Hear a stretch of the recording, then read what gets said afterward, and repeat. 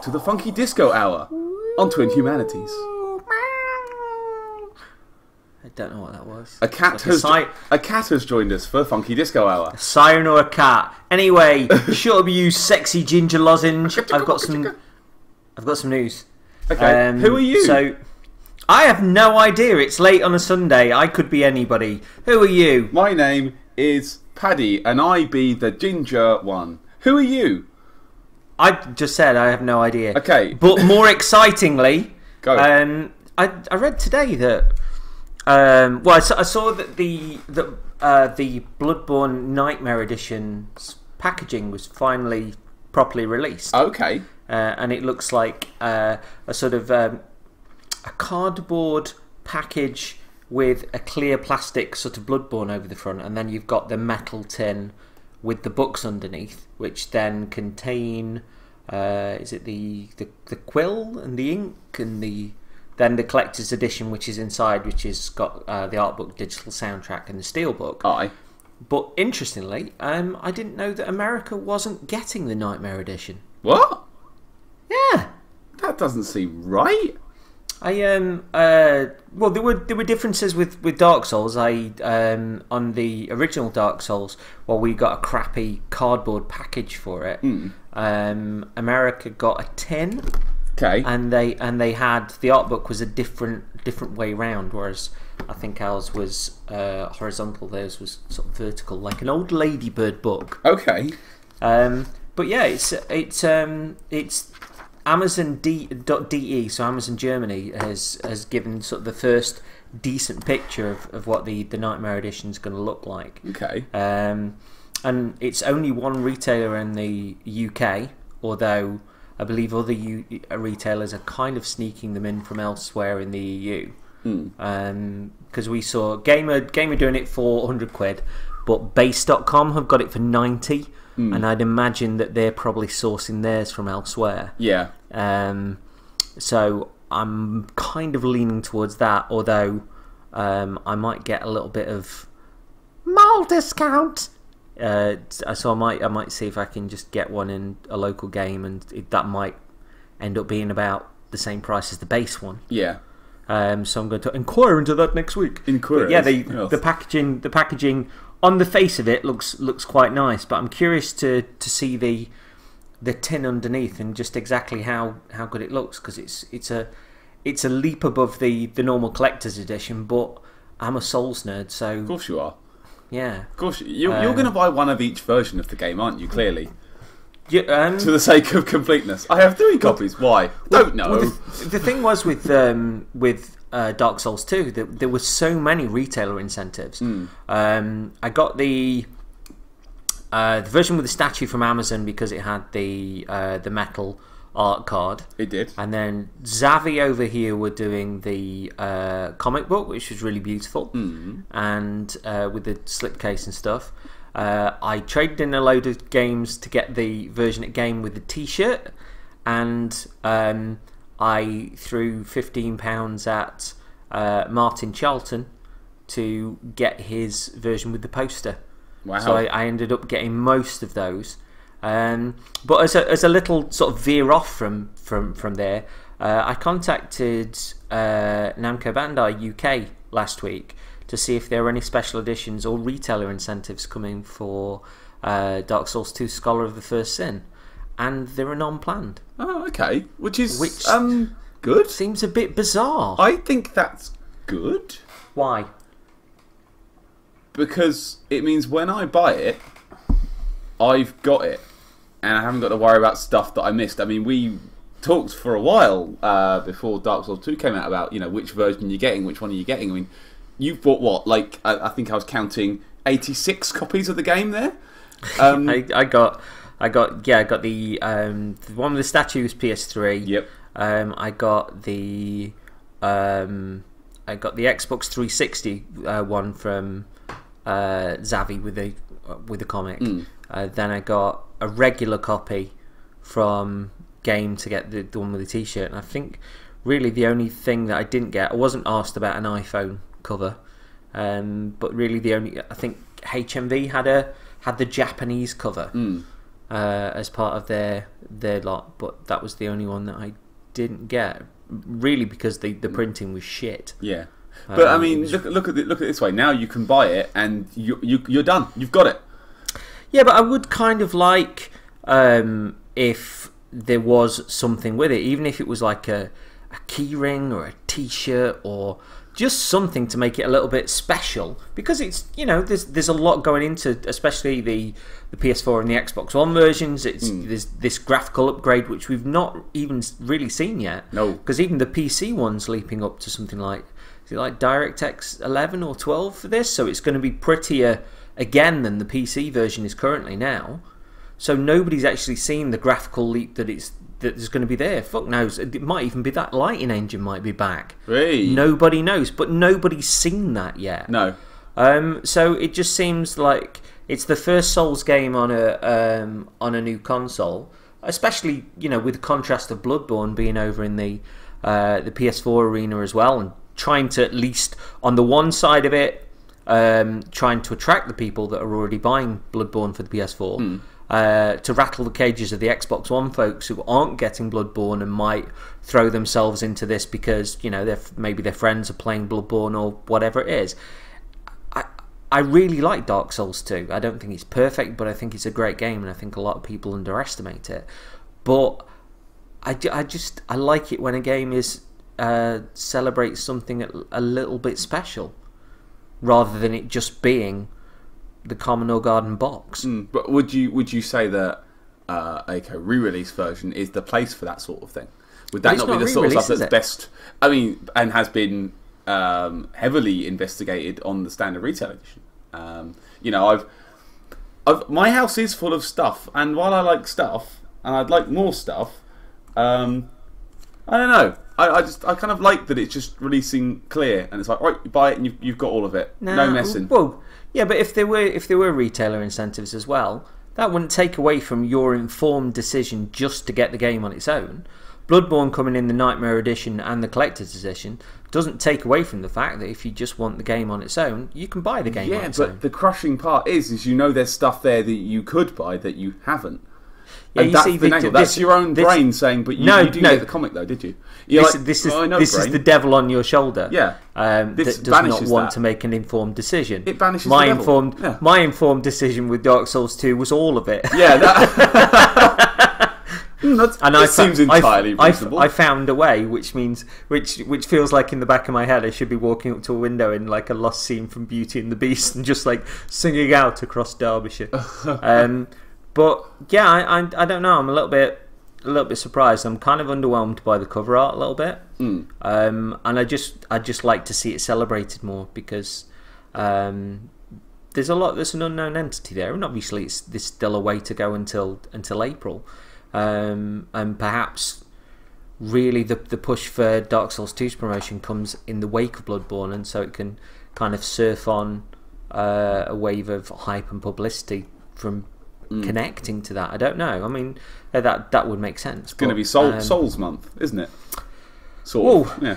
Well, Souls fortnight. Souls-ish week. Well, tying into this, the Bloodborne Collector's Edition Strategy Guide has been announced, and there's 2 versions. There's a regular version and there's a collector's version. Which version are you buying? Oh, I wonder. Is it both? No, no, I'll just get the regular one. But I'll have to say the regular one looks absolutely fucking stunning. Like the cover art is breathtaking. It's just like something that's been etched onto a wall, like a symbol that's been etched on a wall. But it looks amazing, really, really classy. But the collector's edition comes with, it says it comes with a bonus chest, right? Right. Exclusive interview with Bloodborne's creator Hidetaka Miyazaki, which is good enough to buy it on its own. Lore index to aid your research into this dark world. The art of Bloodborne. Every page is a masterpiece of its own. Exclusive dynamic theme. Let Hunter's Mark adorn your PS4. Oh. Yeah. So yeah. It runs through sort of all the different bits that are going to be in there. And I wonder in part if this is why sort of Epic Name Bros disappeared a little bit again, because he did for the Dark Souls 2 guide, didn't he? I don't know about guides for Souls games. I think the temptation of having it there is too much. Like, do you know how many times I've never bought a guide for the Dark Souls. Having it there would be tantalising. Do you know how many times I've looked into the Dark Souls 2 guide? Oh, like none? None. Have you just looked at the nice pictures? No, I didn't really kind of open it. It was one of those where I sort of bought it for the collection, but kind of thought, well, I'll have a look at this in a bit, because I know there was extra stuff that was added towards the end of it, tying into lore and this, that, and the other. But the first one, I used quite a bit more for the not for helping me get through the game, because I didn't. But really, if I came across sort of a weapon that I liked, or I was mulling over a couple of weapons, just looking at the upgrade paths for them, and if I took them to lightning or fire or poison, kind of, you know, just seeing which were the stronger and which I might go for, and just getting an informed opinion on that, and that was really cool. But there's no way I'm not getting this, especially with the extra gubbins in there as well. And I don't think it's a mighty amount of difference price wise between the standard and the collectors. I think it's probably about a £5. That's chump. It's a beer. Well, I'm looking at Amazon.com because it's not listed on any UK sites yet. Yeah. And let me see, the collector's edition is $24, 16, and I'd imagine the standard version is probably about 19 maybe dollars. So that takes it 15 and 20 quid by the time it gets over here. That's fine with me. And to be honest, I quite like a Bloodborne theme on my PS4, even beyond the interview with Hidetaka Miyazaki. So yeah, I'm looking forward to that. It's kind of cool. As unfortunately I've becoming a slightly responsible adult these last couple of months, I'm probably not getting it. But I'm sure people on the internet will tell me about it. You see, with the like the other Humanities Game of the Year and most anticipated games of this year, the GOATs, we have connections, but we have like quite wide differences, which makes the conversation sort of fun for when we're nattering between the two of us. Never mind sort of putting it out anywhere else. But you are a very responsible adult, whilst I live within my own filth and have a couch. I have a couch duvet. You do have a couch duvet with the Hulk on it. It's many Marvel characters. Form an orderly queue, female Dark Souls fans. Oh look, there's the doorbell. Can I see your couch duvet? Yes, come on in. I'm surprised that you found time to record this. What with all the women clearly knocking on the door. I tell you what, my room really needs. Yeah. It needs some of those prints by Gibbs Raynook. Ooh, the cool coloured poster ones. Yeah. I've got in the middle of my room, I've got like a massive sort of chimney stack in the centre, and then it's sort of there's a little sort of recess either side of it, and I can just imagine the Sif one, the Artorias one, and the Lordran one especially. Are made for being there, but I think that's something to maybe target when there aren't a million games coming out. It's probably a good idea. It's probably the wrong month, isn't it? Well, I've been trying to talk myself into doing it for ages, but kind of for one reason or another have been.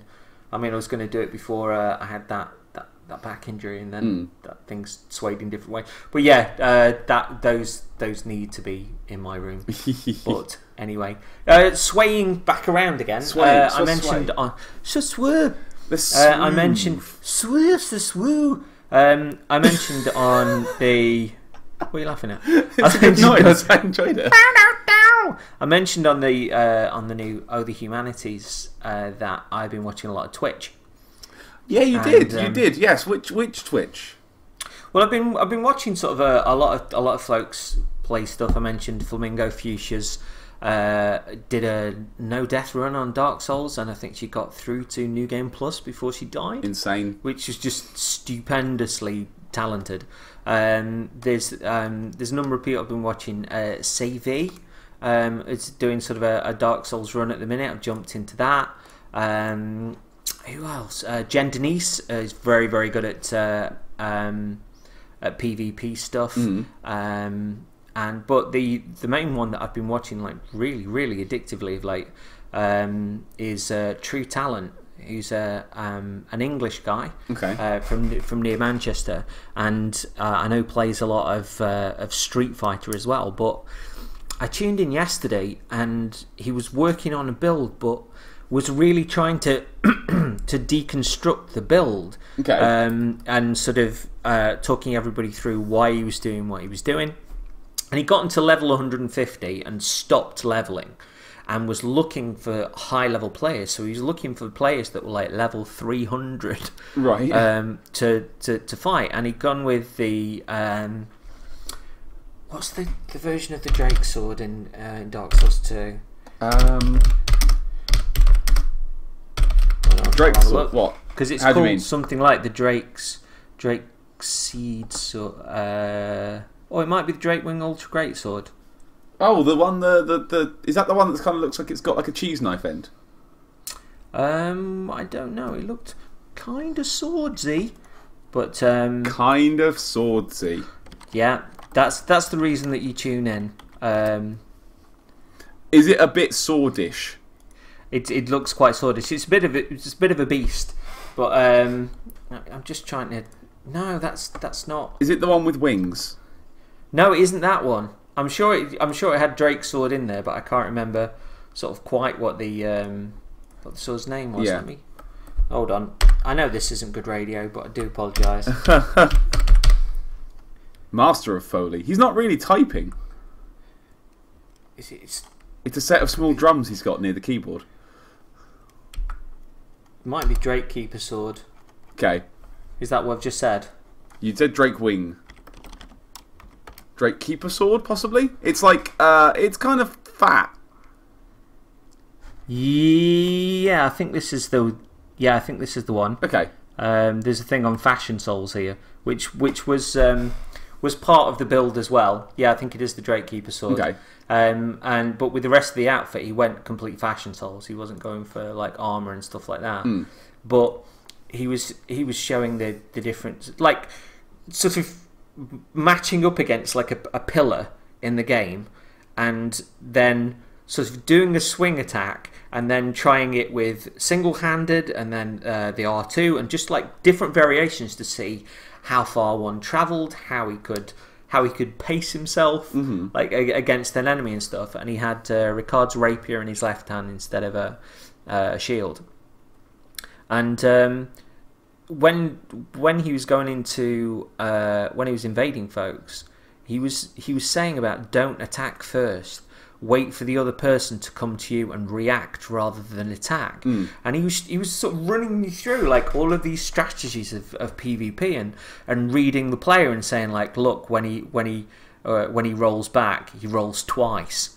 So he was like moving towards the guy and knowing, like in this particular instance, and knowing that the guy would do 2 rolls and then try and attack. Yeah. So he'd sort of move towards them and then move out of the way. And it was just a case of, rather than like, oh my god, what do I do? It was a degree of sort of calming down, sort of sitting back from it, reading your opponent and seeing what they did. That's what Batman does. It was really entertaining. And you know, the folks in the chat were really good as well. And he was really focused on sort of keeping a happy bunch in the chat as well and talking to folks. And honestly, I watched it for hours yesterday, and I tuned in again this afternoon and watched for hours as well. And whilst a lot of Twitch stuff I can have on in the background when I'm having my dinner or I'm working out in the morning or something like that, I was fixated on some of these battles. There were some really, really good battles. And he was going up against people that were, like I say, that were almost sort of twice the souls as him. So yeah, it was really good. And today a lot of it was invading the guilty as well. So he was a Blue Phantom today. Nice. And occasionally getting ganked by sort of 3 people and stuff. But really entertaining channel, so I'd recommend checking it out. It's True Talent, so it's capital T, Oh, God. lowercase r, capital U, then the 3, then it's capital T, AL1 ENT. So it's True Talent. But if you go onto the Dark Souls 2 search on Twitch, you'll find it. Was that your password you just wrote out there? It did, isn't it? Capital T and then a lowercase e. And, but yeah, I mean, no pissing about. It's a really, really good channel. As a Souls fan, as an enthusiast, it brought something to the table for me that a level of understanding of an aspect of the game that I really not explored massively, but I wouldn't even vaguely say I was good at. So yeah, I really enjoyed it. So go throw in some love. And I like the idea. I really like the idea of like just saying taking the time and trying out the different moves one by one, and like learning how long they take and how far it takes you. Like that is like, I know you said you played some Street Fighter, but that is some fighting game level shit right there. Yeah, that's frame data right there. But I think sometimes there's in most fan bases that you can say that people from the outside might look in and see a level of elitism, and that wasn't there again here. I mean, I like to think that the community is sort of quite supportive of people doing the first runs in the game, or people that have come on board at whatever time. It's like, oh right, cool, go for it. But seeing the steps taken and the minutiae and the fascination and the want to share, the sheer joy of taking somebody on and reading somebody, and even when they got strikes in or they did something cool, going like, oh, well played, and really getting into it, and it just made it a pleasure to watch. And like I say, the amount of time that I put into watching it and just how entertaining it was, that's pretty cool. Neat. Cool. So Twitch. Recommended. And you may even see me in the chat there sort of quite a bit. So God, if only I had a weekend off so I could watch Twitch all day. If there is a day when, because I know often we'll record when we've got a day off that syncs together, you'll have to jump on, you'll have to look, because it's, I don't know, good lad, great channel. Okay. That's what we like to see. We like to build up a degree of community. So yeah. Well, speaking of good channels, okay, there's something that I've been watching that you can watch right now. That in the dead of the night, you might be sitting at home. It might be 2 a.m. You're listening to us, and you think, I want to watch a video, and you can do that right now. I got this popped up in my YouTube recommendations randomly. You know how you flick through and think, oh, I'll watch that. It looks like it might be funny. I've been watching a video series by a guy on YouTube who goes by the name of Wild Pie 101. Okay. Wild Pie 101. Is this regular spelling of wild pie? Yep, regular spelling. It's not like WY. No weird capital letters or letters. No, just Wild Pie 101. And the game series is called The Dumb Shit's Guide to Dark Souls. Okay. And gotta say, it's been incredibly funny. His opening is basically on the line of, Dark Souls is hard. Yeah, balls hard. But a lot of the guides are too slow and serious. So he's done a fast-paced, silly one. Okay. With lots of really fast, literally 2-second cuts all the way through, with commentary going on. So, run up these stairs, fail a parry, hit the parry, feel cool. Meet a cool guy, and it's just Lautrec sitting on the floor going, there's not much to say other than they're cut really fast. Each episode's no longer than, between 3 and 10 minutes tops. They kind of stopped making them. Like, I think he topped out at Anor Londo, which is the first one I watched. Kind of stopped there, which is annoying because I was really enjoying them. But I can heartily recommend searching them out because they're in a world of serious, slow. In a world of slow, serious Dark Souls PvP and tutorial guides. This one is a nice breath of fast-paced silliness. And as a man who likes his videos fast and silly, I liked it. You truly do. I really do. I like to be able to turn a video on and in 5 minutes time I want to be laughing. Because that's why I go on YouTube. I like to laugh. It's why I end up watching things like the Game Grumps animated videos. I don't watch the Game Grumps channel, but I really like the animated videos because they're just kind of a minute of completely out of context conversation. Have you seen Dave Klein's Dark Souls Super Show yet? That's a good point. I have indeed. I have. What I a watched it the belter. other night. Yeah, what did you think? So I was in a Twitch stream, as I have been many times, but this unusual. one was for this one was for Monster Hunter, and it was Terramantis and Dave Klein, and Dave was saying how he was kind of it was such a labour of love that he was having trouble cutting it and thinking that it was too long, but not knowing sort of quite how to chop it down or what to do about it, because obviously the games that he's done previously have been games that he's enjoyed anyway, but his channel's famous for the Dark Souls stuff, and I just thought it was great. I thought it was really good fun, but moreover, the bouncing around the different areas of Dark Souls and seeing the villains and the things that we've run into again made me want to play Dark Souls again. Right.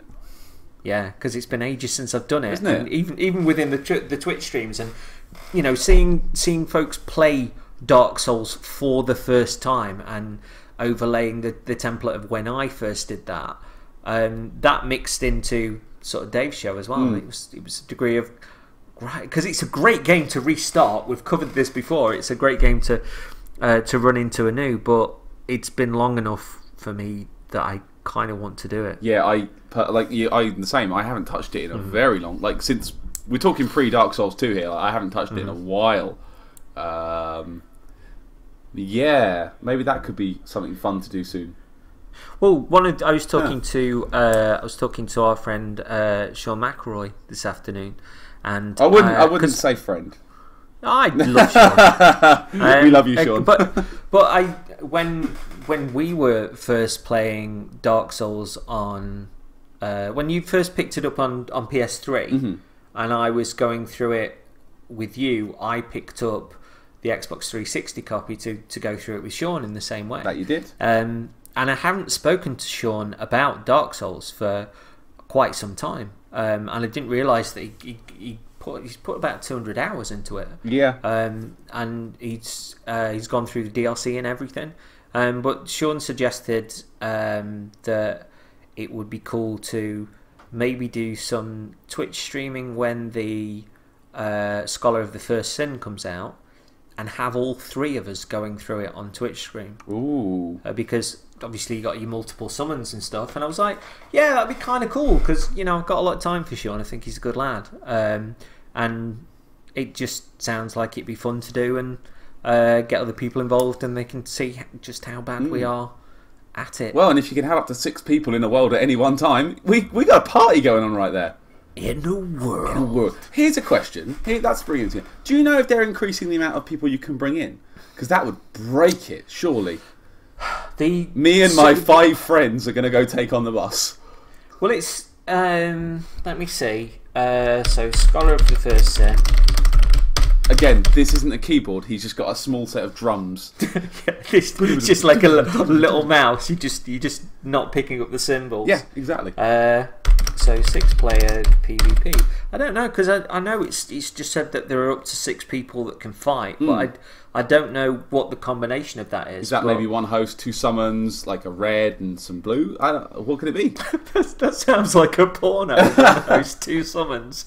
Because somebody mentioned on the True Talent Twitch chat today, which isn't easy to say. Well done. I was going to say, if you were facing a boss with multiple white phantoms that have been brought in, how hard would the boss be?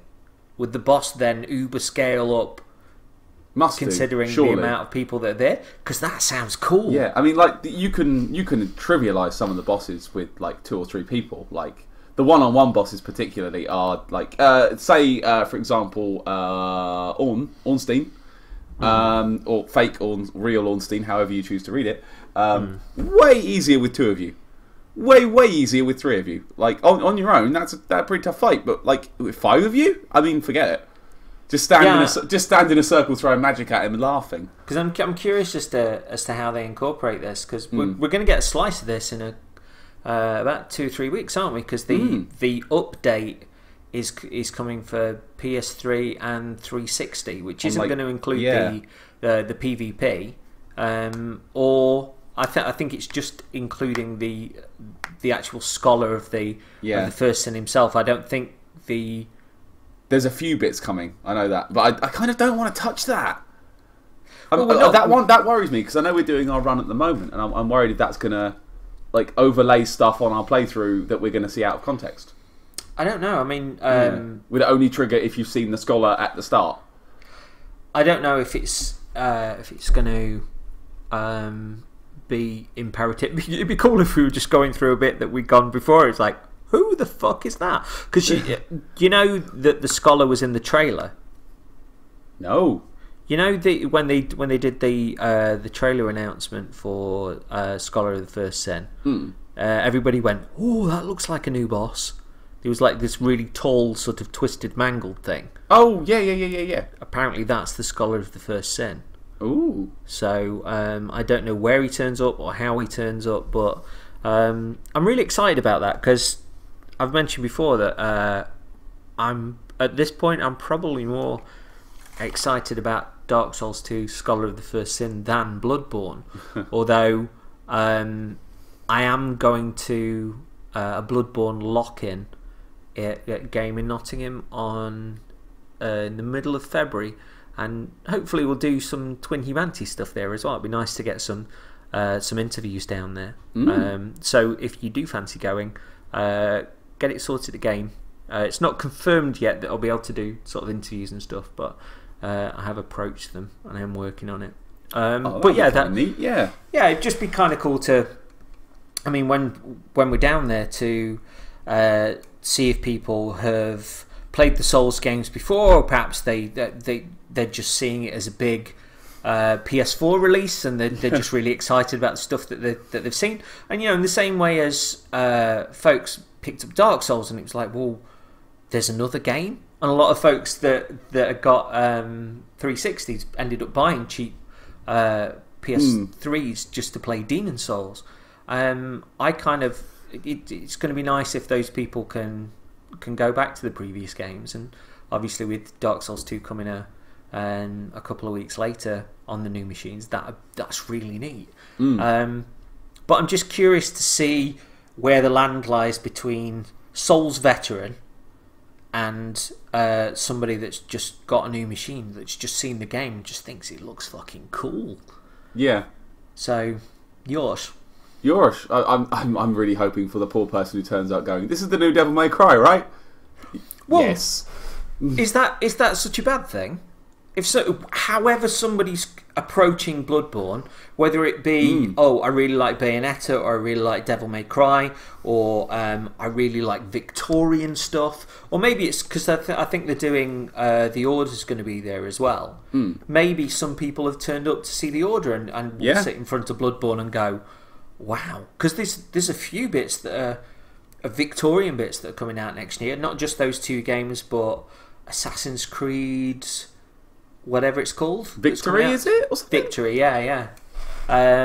So yeah, I'm curious to see how people are approaching it, and I don't want to come into it in a way of noobs or anything like that. Because however somebody's coming towards the Souls series, that's amazing, that's great. But I'm curious to interview them, see what people think and where they're coming from. I don't know. It's going to be nice if I get a chance to do that and then get the sound files. We'll sew them all together. And make a show out of it. Well, in the run up to Bloodborne, I've got the week off. As the game comes out on the Friday, I've got that full week off. So it'd be nice to just put out loads of shows in that week. And just because you remember last year when Dark Souls 2 came out, there was the anticipation at the start of the week. I jumped on the Twin Humanities Twitter and was like firing stuff back and forth, and that was really, really cool, seeing the excitement on the cusp of the American release. Then Tuesday when it came out in America, seeing people sort of really, really get excited. Oh, I've got it, it's arrived, and people sending us pictures of them opening the post, or that they'd gone down to midnight openings because there was that and Titanfall coming out on the same day. Then you've got the UK folks that got it early, waiting in for our copies of the game on Friday and stuff. Well, I already had mine. It was a hard week for me. I had to keep my mouth shut. Yeah, about preview. everything, like the fake Ornstein. You have no idea how hard it was not to say anything about that. But that was a really exciting week, and whilst I could take the week after off, and obviously I could rinse a bit more of Bloodborne, that build up and that anticipation and seeing the different places across the world get it was just fabulous last year. I really enjoyed it. So I'd like us to put out some cool stuff in the meantime, but that week especially, it'd be nice to have maybe the interview and the excitement, and sow some of those lock-in interviews into maybe a show of its own. You can guarantee that's going to be the week I move. Oh, it better not be. I promise to not move. Yeah, that's great. Thanks. I don't want the house because of video everyone games. Can attest to this. Yes, everybody wins. So, everybody wins. Take comfort in your pain. Sometimes. Yeah, Laura, we can't move into our new house. Why? I've got to make a podcast. Said everybody wins. that was.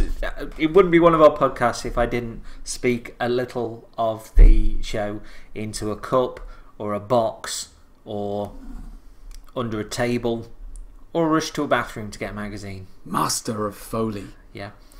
But anyway, we have been doing a little bit of bro up as well, haven't we? Yeah, so finally. It feels like it's been ages since we did this. We've been doing a lot of shows though, and I've been getting really excited for using the new microphone.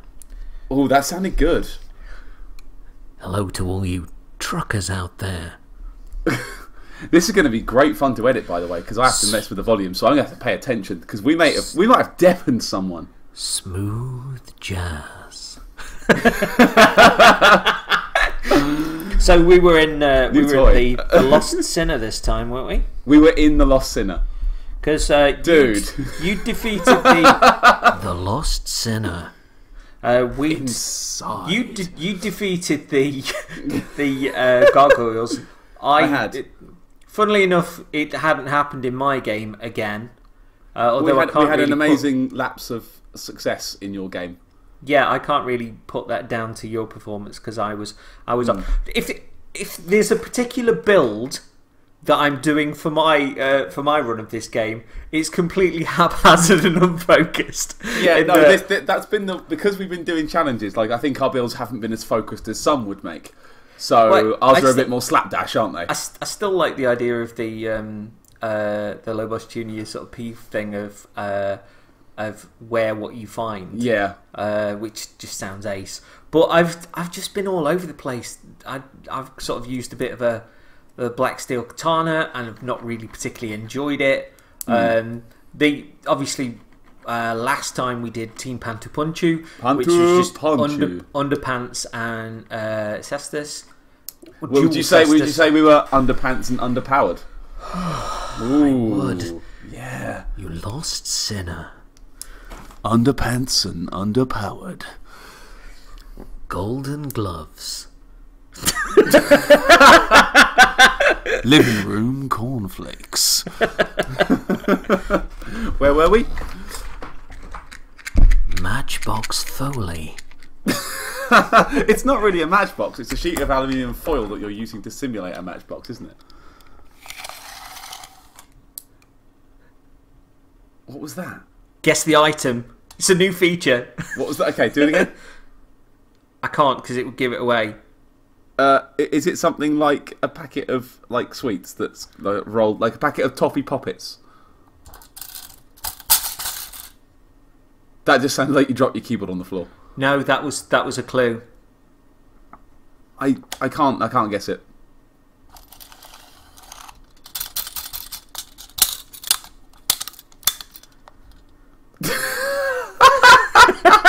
It just sounds like you're beating up a puppet. Yeah, smacking a Mr. Punch doll on the side of your desk. Where's your feature like this, bonfire side chap? Dark Souls 2? Have you got a thing from a desk? What's that sound? Is it a box of nerds? I give up. I really give up.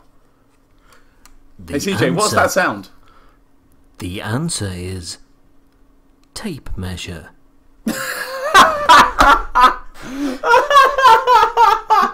Why? Why do you have a tape measure? Join us on our regular feature. What shits on CJ's desk? Because there's a fair bit. Oh, see, I only have one item near me that makes a noise, and it's really obvious. Okay, go for it. Okay. What's that sound?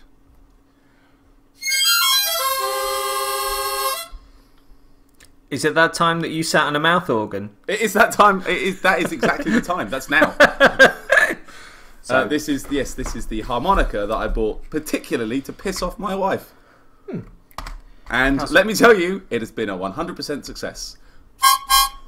So, Lost Sinner then. Yes. I can do a really good mouth organ impression actually. Okay, go for it. Go for it. Okay.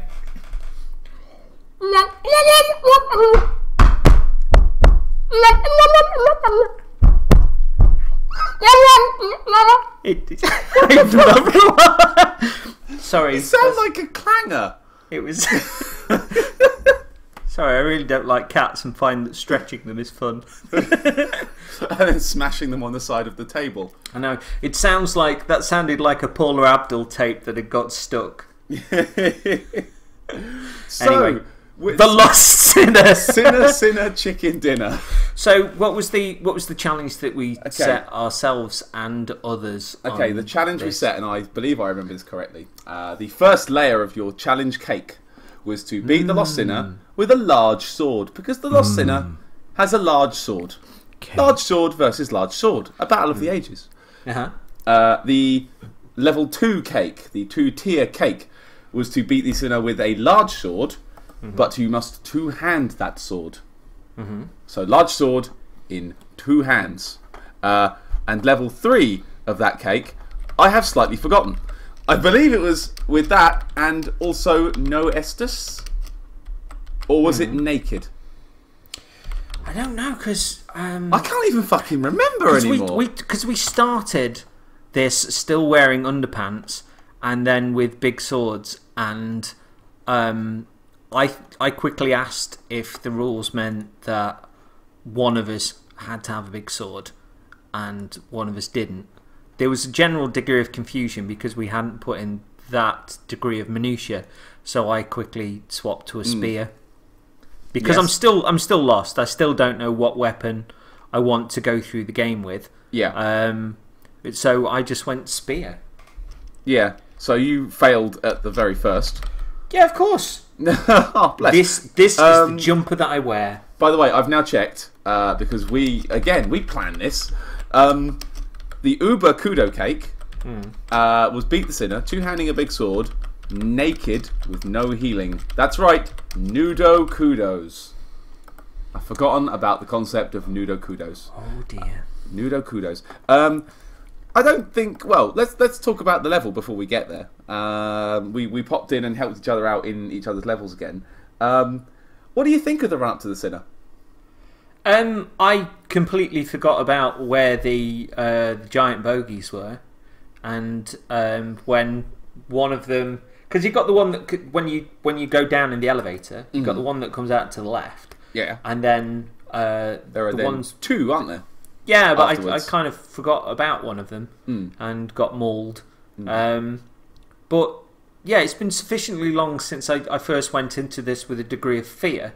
And now that I'm going into it not really having a specific weapon to use and having not played the game for a while, I was a bit arse at it. And thankfully, surprisingly I might add, you were quite focused on this. I know, I was doing alright, and I was trying the greatsword in two-handing it. Well, firstly, I picked up the blacksmith's hammer and mixed that in with my mace so I can two-hand a mace and a blacksmith's hammer, which looks fucking cool.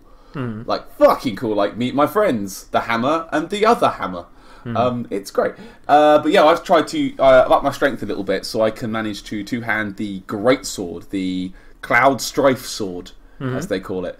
And it's a little bit slow for my liking, just a little, but I am getting on with it. I'm getting shades of when I did my two-handing run on Dark Souls 1 with the Zweihanda, the base cannon sword.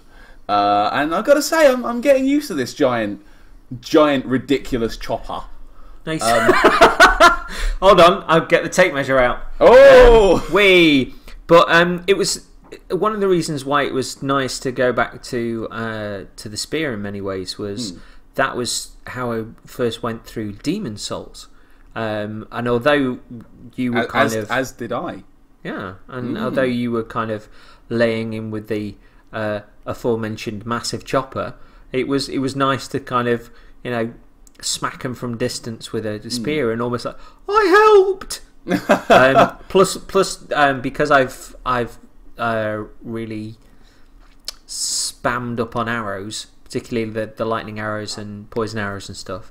It's that was always really handy for taking those skelly bob leaning against walls, jump up, explosion, men. Yeah. No, all the other stuff as well.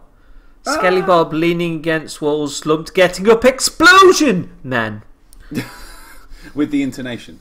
That's what they're called in the Dark Souls strategy guide. Don't look because you've not got it. I won't look. No, it's unverifiable. Ooh. But yeah, no, I found the run through actually pretty easy in both of our runs getting there. Yeah, I realised I hadn't since I beat the gargoyles. I didn't actually go all the way down the path at the end, so I didn't pick up the key to open the doors to make the fire go on in the Lost Sinner Chamber. Felt a bit stupid. Realised that afterwards, but never mind. Yeah, because at the time we thought, because I hadn't fought the gargoyles, that we were going to do a lights on, lights off playthrough. Yeah. But then we realised it was lights off, lights also off playthrough, which didn't really have any intonation towards the movie The Karate Kid. imagine Daniel watching the car like, lights on, sorry, lights off, lights also off. But Mr. Off. Miyagi, what's that got to do with karate? You'll know nothing. Keep cleaning my car. I just like the idea of wax off, and it's just two rags with no wax. Yeah, wax off. There never was any wax. It's just your hand. Wax. Ponder that, Daniel son. I lost a sinner. So yeah, what do you make of the sinner boss fight then? The actual boss fight. Yeah. I may have had this story before in the podcast, but the sinner boss fight is the boss fight that made me feel clever. Huh? Hey, no, I was being cheeky. I don't often have moments of clever. Let me have this. Okay, I'm gonna have a drink and listen to your stories from down south. That sounds like you're talking about your penis. Yeah. So I brandished my massive chopper. Keep going. No, so the Sinner is actually the first boss fight that made me... It was where I made the link from Souls 1 to Souls 2. Because I didn't find Ornstein for ages and ages and ages. Like I went to him like 20 hours in. I missed it completely. But I was fighting through the area, and I'm on the long bridge on the way towards it, and you've got the lake either side. And you look up, and you see this giant round building with the two passages that go off to each side. And I just... a couple of weeks ago, done reading an article that someone had posted on the Polygon forums about the bed of chaos and yonic symbolism, which means like lady parts, wombs and ovaries and stuff. Yeah, I'm familiar with what those are. I know I'm not married and being an adult, but I am familiar with. I just wanted to check you weren't mistaking them for bubbas. Okay. Though, yeah. Anyway, so I saw that and I thought, that kind of reminds me of that. It just on the offhand, it was just a thought that came to me as I was walking forwards. Like, that reminds me of how the bed of chaos is set up with the two bits on one side and the bit in the middle. That's kind of cool. And then you wander in and you get the cutscene with the tiny bug, and I think my jaw may have gone like actually hit the floor, and I think I pretty much made a kind of noise. And what did you make a connection? I did straight like boom. I saw the bug and I thought shit, no, really, and kind of. I had a lot of trouble with the fight. Like the fight itself is quite hard for the first, your first time when you're on your own with no summons. It's a tricky fight, and it took me a couple of goes on it to coalesce these thoughts in my head back to making a theory about the fact that is that the Witch of... Is that the bug from the Bed of Chaos? Is that the Witch of Izalith? Holy shit. And when you get the soul, it says it's, you know, a female soul. Because, you know, for all intents and purposes, the Lost Sinner you assume is male. You know, you just generally assume it's a man.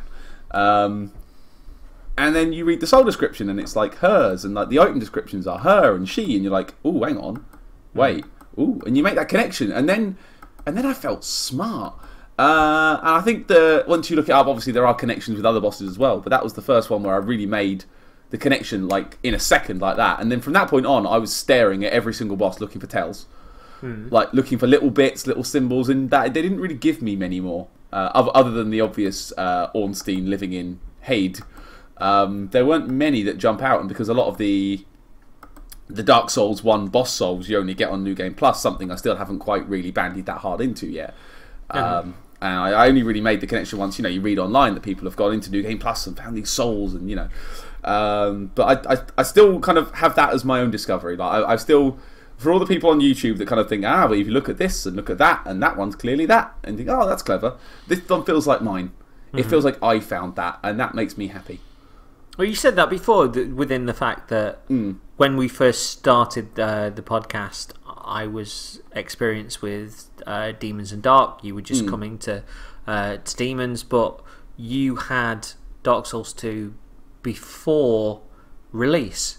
So flipping the script on you. So yeah, well, more than that, I know you said that this one feels like it's yours. Or you made the discoveries before everybody else. Or, for example, again, not to draw on a font of rage, but the Petrus discovery. Remember that? Back in Dark Souls? Yeah, where I just sort of got that random link and we sort of followed it up and then you just sort of lost your shit live. It was great. That fat blonde beetle. It was mad, wasn't it? I hate that man. But back to the Sinner. I like the fight. I like that you can make the fight easier with the torches on the side, and it makes the lock-on easier. Because without the lock-on, and say when you're underpowered, you don't know what you're dealing with. Because you know now we're Ninja Neo men now. You know we're pretty good at it. But without the lock-on, like that does get pretty tricky because she darts about. You know, really darts about. And if you're fighting her on your own, it is a tough fight. With 2 though, again, it's quite easy for as soon as one person has distracted her, the other can like twat in, because I think that's really what we were doing. Like, and this was something that we found, that with one of us having like a really big heavy weapon and another one being a stabby McProdder, it actually worked quite well within the way that we were taking them down. Because you were kind of dragging the aggro and I was running in and going, hello! And yeah, but then when she turned towards you, I could be like, stab, run away! And then when she went like, leapage, land, you were sort of, I'm coming up behind with my giant sword and I'm going to twat you. And then she turned around. The sword is so big, it's like a giant, like, sharp door I'm hitting her with. Yeah. But there was a nice little combination between sort of the sheer ironing board violence that you were bringing and me being sort of nippier and sort of adding in the little sort of sharp stabs and stuff. Yeah. So I really am finding my violent feat with that weapon. I really am. Yeah, I'm finding that. So going back to, it's probably the weapon that I've felt the most comfortable with in this run so far. And I quite like to see how that combination works out in future levels. So we might have found our feet within the co-opination. Ooh, so you're pokey and I'm smashy. Yeah, sort of like another pair of people in the Dark Souls universe. Bert and Ernie. Hey there, Bert. Ernie. Oh, hold on. I used to be able to do quite a good Kermit impression. What was it like? Okay. Hey there, piggy. No, I can't do it anymore. No, that's not I used to great. be quite good at it. Like when I worked at a newspaper, there was quite a pretty blonde lass who would cry laughing when I did a very good Kermit impression, and I mistakenly probably thought I was impressing her. But that wasn't a laugh of... Because you know the amount of women that just fall for people that can do Muppet impressions. Obviously, textbook. Can you do the arm thing as well? Were you doing that at the same time?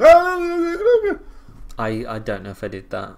You should have. That would have sealed the deal. Moving on. So yeah, we it's quite a short level. Yeah. But we twatted it pretty good. Yeah. With no issues. We didn't get all 3 layers of our cake though. We didn't go nude. I wasn't really feeling brave enough that night. I don't know why. But the moral of the story is we found who we are, and that's the most important thing. We found ourselves. We found who we are. Yeah. So I think our run went pretty well. We grabbed a few souls and cracked on. But of course, regular listeners and contributors to the show. Stuch and Vader, what the hell have you done to this? Stuch and Vader, what the hell have you... You're losing me again. It's an old song that used to be on an advert, and I don't know what the original song was, but it used to be something like Alien Invasion. What the hell has it come to this? On an advert? I decided it would be a Stuch and Vader. What the hell is this?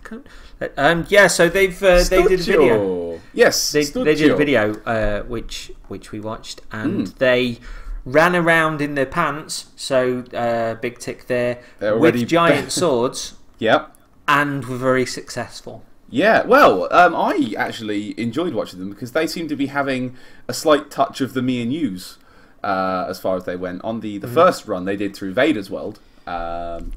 They wandered through and battered the sinner, not super easy, but did it in one go. It was a very successful run. And then they went into Stuch's world, and much in the same way that when I come into your world to help you, things go wrong. Your arms turn to noodles. Yes, I would argue that Stuch and Vader, I would say that they're also arms turned to noodles. Weak limp noodles, and I believe it was maybe 4 attempts on the sinner, 3, 4 maybe. And it was quite entertaining to see that our dynamic has pervaded other people as well. Yeah, but one brief flash of brilliance and then nothing but fail. It was great. At the same time, they were doing that both with massive swords, both in pants, and we had decided to armour up. And one of us, I'm not saying which one of us it was, decided to use a different weapon entirely. And personally, I'm not implicating that person, but all I'd say is you really, really, really shouldn't put too much blame on whichever of the two of us. I would say that whoever that person would have been was probably history's greatest villain. But yeah, no, I really enjoyed watching Stuch and Vader playing their go at it, seeing them actually do naked and no Estus as well, which is quite scary, really, when you're watching it. And I know we tried to do it with no Estus, but I believe I popped a couple. Dark Souls porn. We tried to do it with no Estus. But I think this gives them the right to set the next challenge, which is what they've done. Isn't it? Well, that was convenient, wasn't it? It was convenient. It's almost as if they knew that we'd let them down. It's not that we're predictable. Well anticipated. Yeah. The things that we bring to the Dark Souls podcasting world. Disappointment. Yeah, disappointment, unprofessionalism, but surprisingly, new mics. Dark Souls. So if you would like to detail the Stuch and Vader, what the hell has it come to this? A challenge. I shall. Hold on. Woo. Okay. Stuch and Vader's challenge. Nice. Stuch and Vader. What was that? That was the same cup. Just me going Stuch and Vader. I'm sorry if you just ran off a bus or something. Wow. Okay. So, the Stuch and Vader Dark Souls 2 Twin Humanities challenge. Yeah. The next area we shall be visiting, which they have suggested, and was anyway. It was the next one anyway, so thought out. There's different things in different worlds as well, that we have to do different stuff in different worlds. Did you note that? No. I think if I remember rightly from the challenge, in one world we have to take down the Chariot the regular way. I think this is the 3 tiers of cake. No. I think this is on top of the tiers. I think in one world we have to take this could be candles. I could just be making this up. Right, go for it. This could be lies. In one world, we have to take the chariot down by normal means.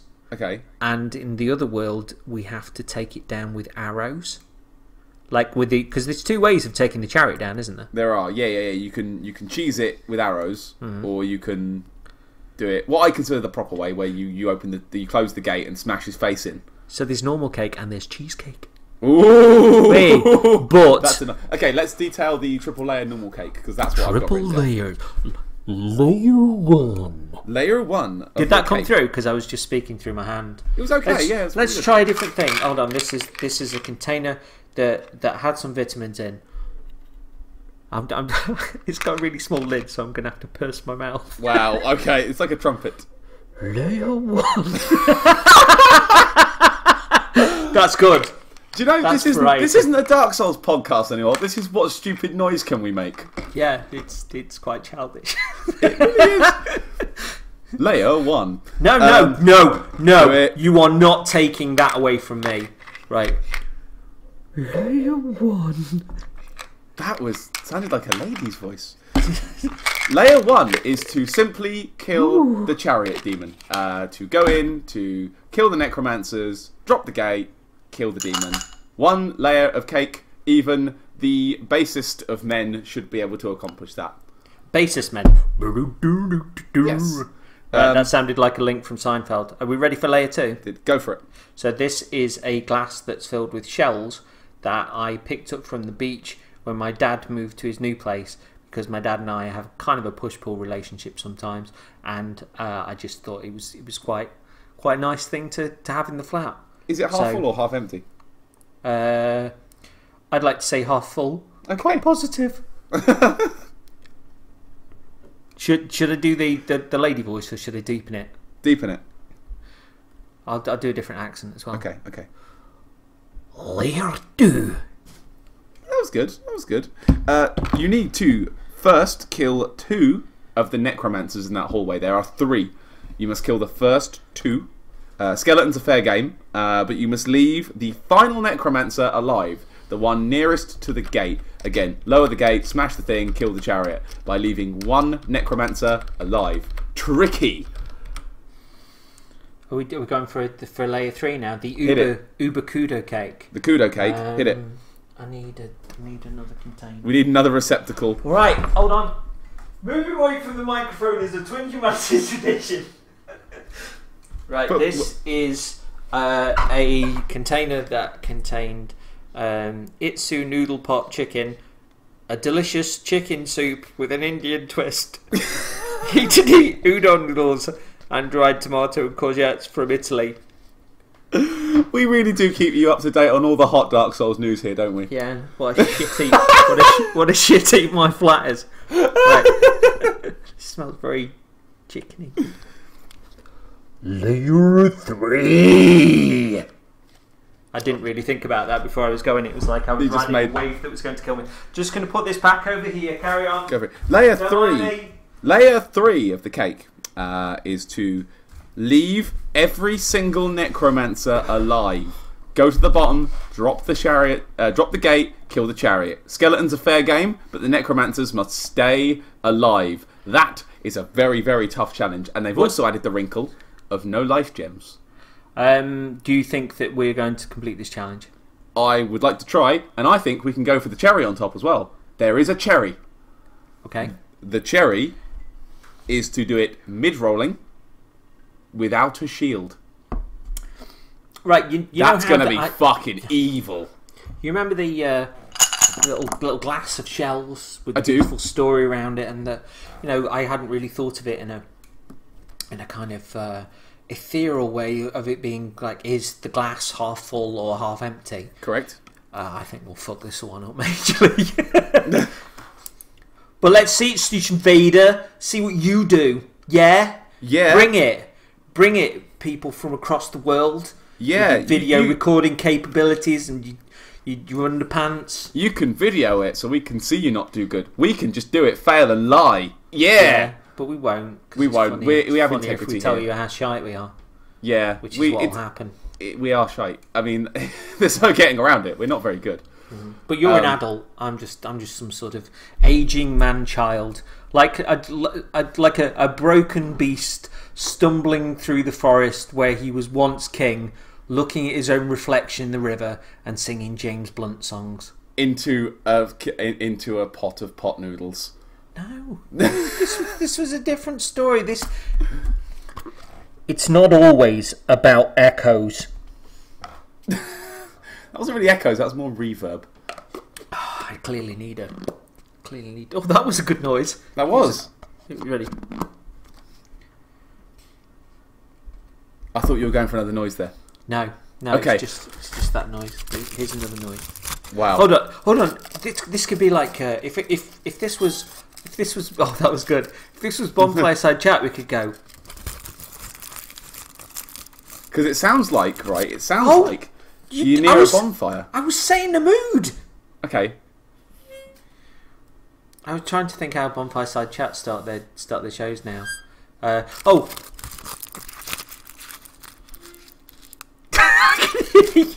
just crumpling a crisp packet, aren't you? No, it's a bit tinfoil. I mean, I'm sitting near a bonfire, right? Welcome to Bonfire Side Chat, an undead paper. Not bad. That's a good point. We're really sorry. We're really sorry about his terrible accent. I mean, I was trying to think, like, how does Gary sound? How does Cole sound? And then my mind seemed to attune to the pitch that you've given on the harmonica just then. And rather than going near either of their accent, I just kind of was aiming for like or whatever. So is this Bonfire Side Chat in G? No. It was much more slight than that. It was like no, it wasn't even that. It wasn't even some sort of Cylon with a recorder like you've just done. It was just in the background. You just kind of went like. So hang on, like a little. You can't do it now. You can't do it.